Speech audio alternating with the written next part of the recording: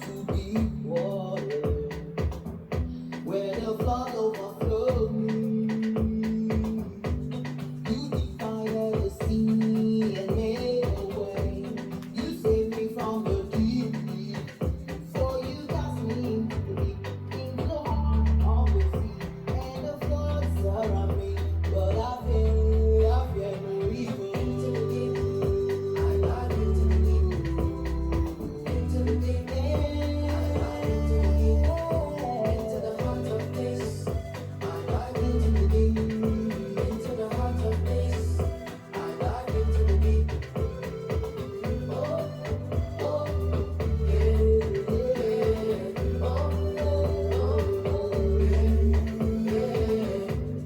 You led us out of the deep into salvation, redemption. When deep sleep falls on man, we rise above the deep. I hear the sound of your word. You cast me into the deep, into the heart of the seas and the floods. Hi guys. But I fear no evil. Into the deep. Hello. Hello everyone. This is Chichi. I hope you're all doing okay. It's a beautiful time of the year. We're always forever grateful for being alive, for having the opportunity of another day. Guys, I want to wish everybody Happy New Year. Happy New Year. Happy 2025. I hope you all had a wonderful 2024. And I hope you are looking forward to 2025. I want you to understand that it is another opportunity for a redo, a rematch. We're never too old to start something new. We're never too old to begin afresh.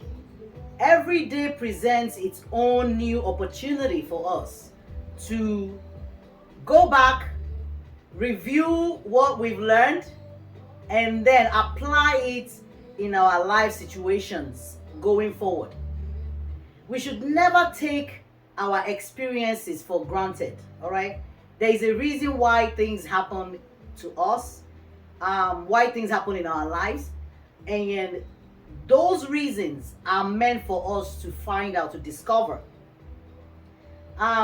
When you lack the deep knowledge or the deep understanding about why things happen, we tend to question God and ask, why this, why that, why this, why did this person die, why did I lose my job, why is this sickness upon me, why is this, why is that? We tend to ask a lot of questions, right? But the Bible tells us that his thoughts for us are thoughts of good and not of evil, to bring us to what? An expected end. So there is an expectation that we ought to look forward to. There is an expected end that whatever it is that we experience is meant to bring us to. So when we don't have that deep knowledge or understanding about God's thoughts towards us are always good, all right? It's not evil, then we tend to lose focus, or we tend to lose sight of the bigger picture. And it's normal, it's okay if we don't see what is in front of us, all right? Because we can only see what is in our purview, right? We cannot see the peripheral. But God has the capability of seeing the entirety, all right? To see long term, and He planned our lives the way it is, the way it will play out, all right, and unfold. And most of us do not really have the power, to change God's mind or God's will. I want you to understand something. That our God is an unchangeable God. Some call him the unchangeable changer, right? He is an unchangeable God, which means he does not change. Igbo say, Oda agbanwe agbanwe. He never changes. And I want you to understand this deep revelation that I'm going to share with you today. Some people tend to pray, and they'll say, yes, God answered our prayers. And I'm not saying God does not answer our prayers. But when you arrive at a place of understanding, you will understand that he answered your prayers because he knew he was going to answer your prayers. You did not change his mind. Trust me. He never changes. He is a God that is set in stone. All right. He has his mind fixated, and it is what it is for him. He is not a God that we plan and then go and replan and then go and change and then go and do this and then go. He knows if you think that he changed his mind, then you are not familiar with the God that you serve. I want you to understand the God that you serve, and to understand that the fact that the God that you serve is an unchangeable God. He does not change his mind. He does not change his will. He does not change his plans. He does not change anything about you. People will still pray. I don't say don't pray. Pray as much as you like, but I want you to understand. You pray because he wants you to pray. He will put you in a situation where you will have to pray. When you go through those situations in your life, there is a reason why you go through them. To humble you, right? To teach you a lesson, right? To make you see something that you're not seeing that is there before you.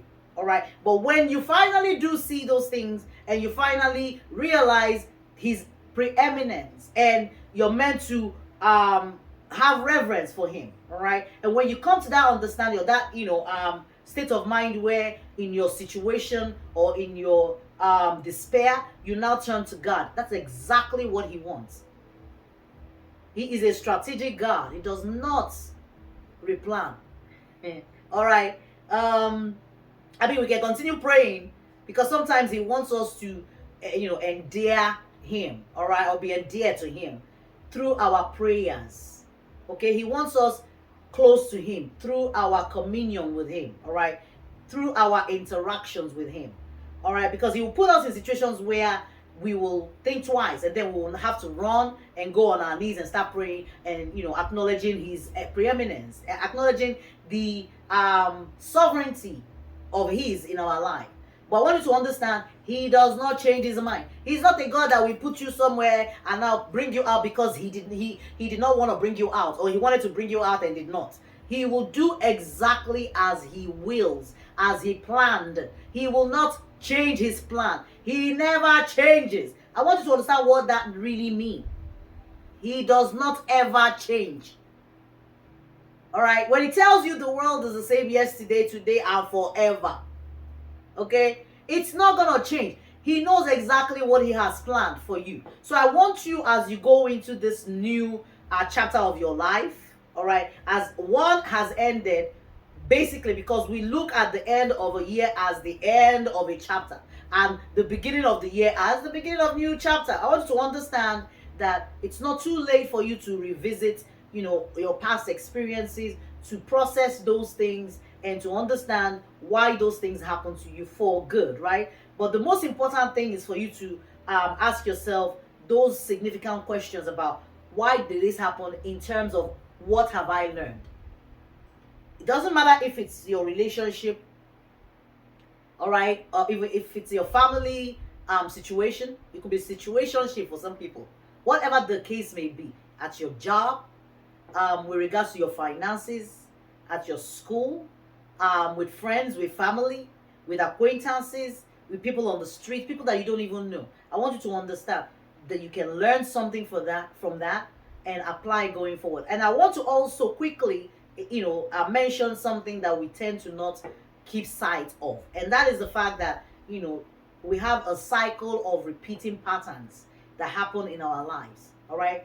If we do not get it, those things will come again in the next phase for us to get it, because he is not a God that will give you a pass mark and throw you to the next phase of your life. He wants you to fully understand, comprehend what's going on right now, digest those things, acknowledge those things, pass. Consider it like being in school, all right, and going from grade to grade or class to class. And you're in one, grade, and you are meant to learn some lessons there. There's a syllabus, there's a curriculum, and you're meant to master it. And when you go through those, relationship experiences, financial experiences, health challenges, those are part of your syllabus or your curriculum for that, grade that you're in. You're meant to learn those things. For example, if you find yourself in a relationship of, abuse or any type of relationship that challenges your self-worth, and you do not, let's say you come out of it successfully, but you do not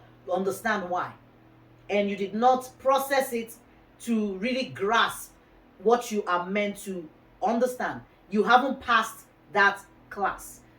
You will find out that even if you remove yourself from those abusive situations, you'll be shocked that the next relationship you might go into might present another set of abuse too. All right, for you, it might not be in the same manner, but it will come in a different way so that it will present again. And that's why sometimes we'll be like, oh, I just dated somebody that did this to me, and now, why is it looking like it's the same thing? Or my husband or my wife just did this and it looks like I'm repeating the same thing, because we did not fully grasp or learn the lessons. And when we don't learn it, it will repeat again, and it will repeat again, and it will repeat again for us until we pass it, we master it. And I'm saying this from experience, because I remember a point in my life where it looked like I was repeating the same cycle.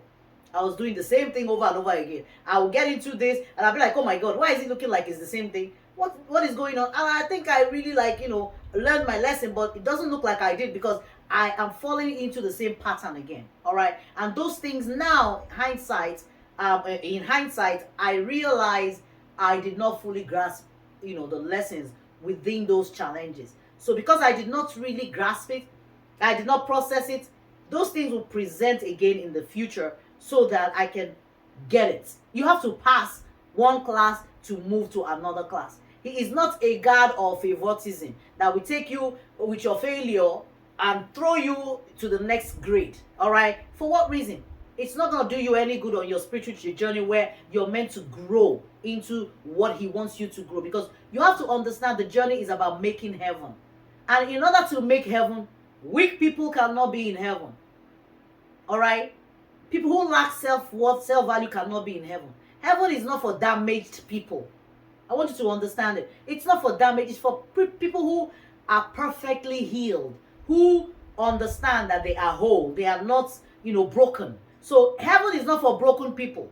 Believe it when I tell you. And as long as you remain in an energy of brokenness, there is no heaven for people in those type of energies. All right. So you have to understand the need for you to grow every day, to learn what from your past experiences and apply it to your present situation. For example, if you date a particular type of people and you're stuck to those type of people and they always bring you the same situation, why can't you change it and do something different?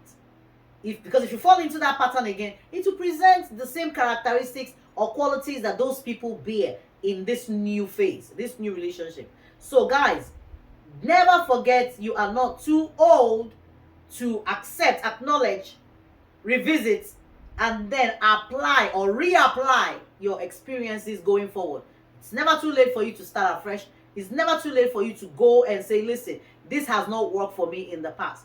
I can do something else. It's not too late for you to start school. It's not too late for you to start a business. It's not too late for you to start going to church. It's not too late for you to start studying the word. It's never too late for anybody who understands that as long as you have life, as long as you wake up today, tomorrow, all right, it's another day for something new in your life. It's another day, another opportunity for you to get it right. Okay. Into the deep.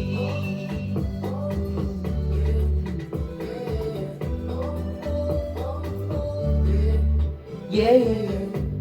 I've come into deep water where the flood overflow me.